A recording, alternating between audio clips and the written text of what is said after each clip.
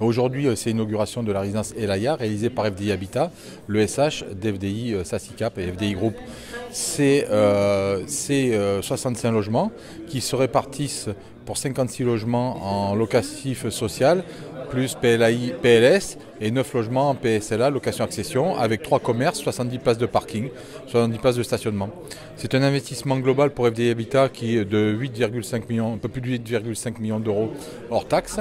Un financement globalement entre la Banque des Territoires et le Crédit Foncier pour 6,5 millions, et surtout un engagement fort d'FDI Habitat, notre SH, un engagement voulu par notre conseil d'administration et notre président Yvon Pelé, puisque nous avons débloqué plus de 890 000 euros dans cette opération pour pouvoir l'équilibrer.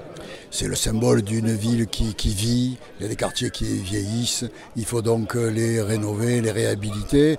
Le problème, vous savez, c'est dans le cadre du développement de cette ville qui continue à connaître une croissance démographique remarquable.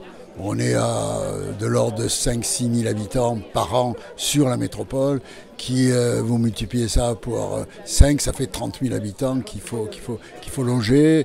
Chez nous, chez FDI, et notamment chez FDI Habitat, le social, on l'écrit avec un grand S.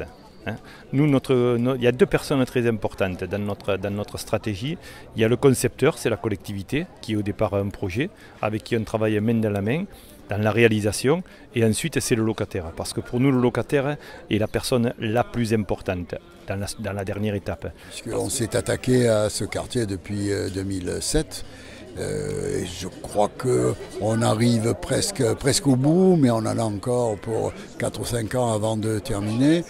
Ça aura été une opération absolument remarquable, tellement bien d'ailleurs qu'on va essayer de recommencer sur d'autres quartiers, les Cévennes, la Mosson.